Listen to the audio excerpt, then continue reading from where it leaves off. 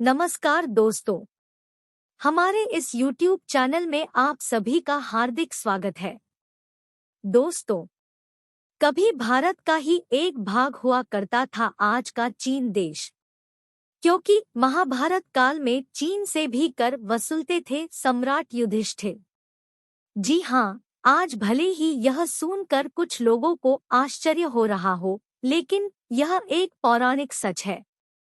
क्योंकि आज भले ही हमारा पड़ोसी देश चीन कम्युनिस्ट विचारधारा में रंग कर हमारा शत्रु बन गया हो, लेकिन प्राचीन काल के दौर में यही चीन पूरी तरह से केसरिया रंग में रंगा हरिवंश नाम का देश हुआ करता था, यानी भारत का ही एक भाग हुआ करता था।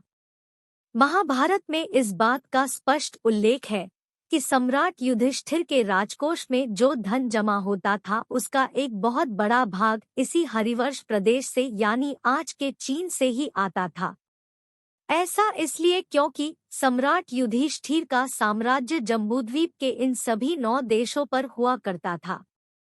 यहाँ गौर करने वाली बात यह है कि करीब करीब हर उन प्रसिद्ध इतिहासकारों ने जो भारत से बाहर के रहने वाले थे, उन्होंने अपने अपने तथ्यों में भी यही लिखा है कि संपूर्ण जम्बूद्वीप पर हिंदू साम्राज्य स्थापित हुआ करता था और उस जम्बूद्वीप के कुल 9 देश हुआ करते थे।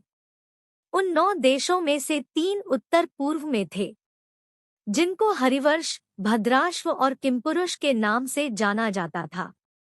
आज अगर हम चीन की भौगोलिक स्थिति को देखें तो उन्हीं तीनों देशों को मिलाकर चीन देश बना हुआ है। अगर हम रामायण के बालकांड और विष्णु पुराण में जाएं तो इस क्षेत्र का दूसरा नाम कामरूप या किमपुरुष नाम से मिलता है। इसका अर्थ तो यही है कि रामायण काल से लेकर महाभारत काल के बीच के समय में आज के असम प्रदेश से लेकर चीन के सिचुआन प्रांत तक का यह संपूर्ण क्षेत्र प्राग्ञ ज्योतिषपुर हुआ करता था।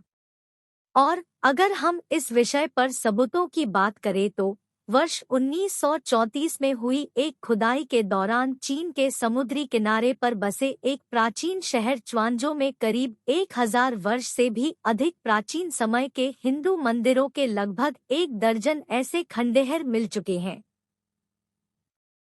यानी वहां पूर्ण रूप से हिंदू धर्म का बोलबाला था। इतिहासकारों ने भी इस प्राचीन शहर के बारे में एक मत से यही बताया है कि यहाँ का संपूर्ण क्षेत्र प्राचीन काल में हरिवंश कहलाता था, जिस प्रकार से भारत को आज भी भारतवर्ष कहा जाता है। अब अगर हम प्राचीन हरिवंश यानी इस आधुनिक चीन के उस दौर की प्राचीन जीवन शैली की बात करें तो उस समय वहाँ और भारत में एक ही सनातन जीवन शैली और एक ही भाषा यानी संस्कृत भाषा हुआ करती थी।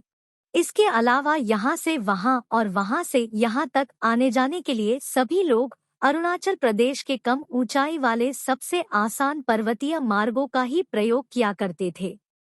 इसके अलावा एक दूसरा रास्ता भी हुआ करता था जो आज के बर्मा देश से होकर जाता था। हालांकि लेह, लद्दाख और सिक्किम के रास्ते भी लोग हरिवंश यानी आज के चीन में आया जाया करते थे, लेकिन उसके लिए त्रिविष्टप यानी तिब्बत को भी पार करना होता था। त्रिविष्टप को हमारे प्राचीन ग्रंथों में देवलोक और गंधर्वलोक का एक दिव्य और आध्यात्मिक क्षेत्र बताया गया है, जहां पौराणिक मान्यताओं के अनुसार आज भी पारलौकिक शक्तियों वाला देवलोक है, यानी आज भी वहां साक्षात कई देवी देवता और सिद्ध महात्माओं का अदृश्य निवास स्थान है। यही कारण है कि संपूर्ण हिमालय को देवलोक या देवभूमि कहा जाता है।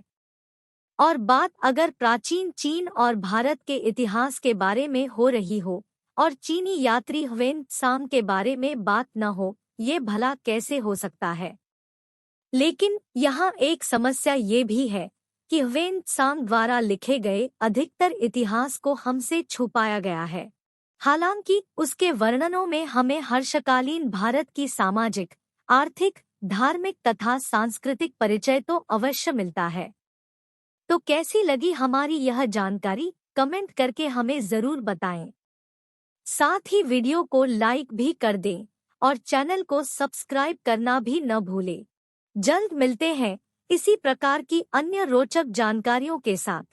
तब तक के लिए हमें अनुमति दीजिए। धन्यवाद।